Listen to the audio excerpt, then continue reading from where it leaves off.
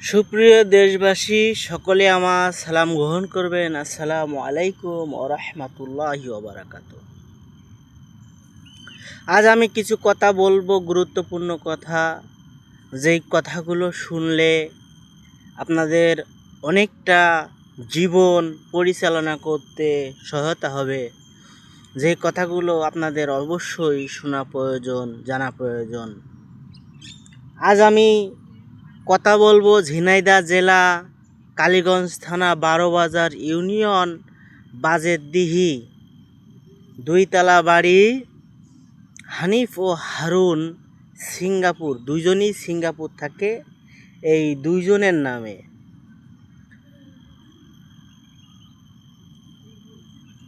হানিফ হারুনের বড় ভাই, ফারজানা খাতুন মিম তার ছোট বোন।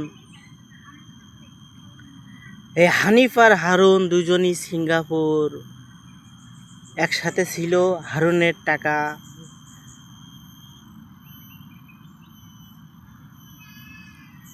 হানিফের ব্যাংকে রাখছিল। হানিফ হারুনকে আশ্বাস দিছিল যে বাংলাদেশে যে একসাথে বাড়ি করবে, জমি কিনবে। এক পর্যায়ে হানিফ বৈরগাছি যায় যে কাশেমের বউর মাধ্যমে যশোরে বিয়ে করে, যশোর আরাপপুর শহরে বিয়ে করে। এই যশোর আরাপপুর শহরের যে জায়গায় বিয়ে করছে তারা যশোর চুরিপটির দেহ ব্যবসার সাথে জড়িত। তারা সবসময় দেহ ব্যবসা করে। তারা পতিতালয়ের লোক, পতিতা। বিভিন্নভাবে তারা বিভিন্ন কলা কৌশলের মাধ্যমে এই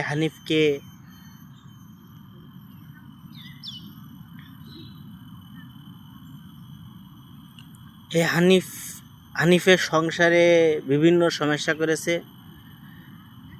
এখন এই হানিফের বউ তার যে পতিতাবৃত্তি, সে পতিতাবৃত্তি ১২ বাজারে পরিচালনা করতে চাচ্ছে। দুইতলা যে বাসায়, এই বাসায় অন্য মানুষ নিয়ে এসে রেখেছে। হারুনকে এই বাড়িতে ঢুকতে দিচ্ছে না।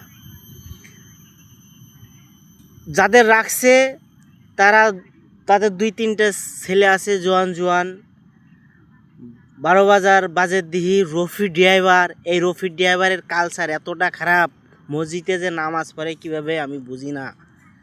আরেকজনের বউর সাথে সে পরকীয়ায় জড়িত। Hanif Singapore, Harun Singapore. এই সুযোগে সে হানিফের বউর সাথে সবসময় যায়, কথা বলে, ইয়ার্কি আড্ডা মারে। তারা অনৈতিক কার্যকলাপের সাথে জড়িত। আরাপপুর যায়, হানিফের শাশুড়িরা তাদের নিজেদের জামাইয়ের মতোই আপ্যায়ন করে।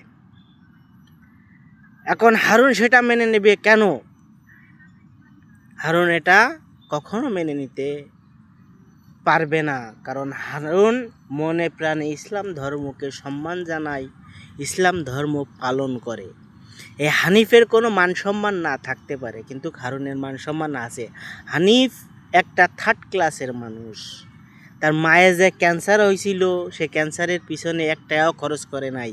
সিঙ্গাপুর তার বোন নিয়ে যে দেহ ব্যবসার সাথে জড়িত। এই হানিফ একটা কুলাঙ্গার।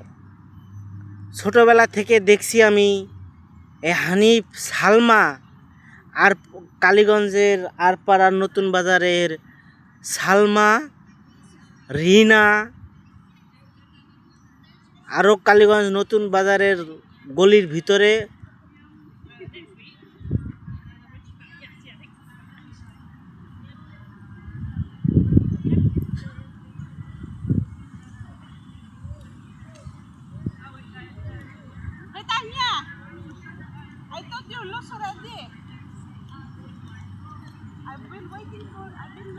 কালীগঞ্জ নতুন বাজারের ভিতরে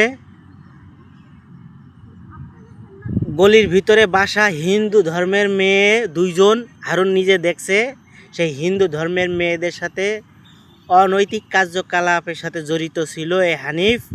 রিনা, সালমাদেরকে ধর্ষণ করছে, জেসমিনকে ধর্ষণ করছে, টুনিকে ধর্ষণ করছে দিনের পর দিন।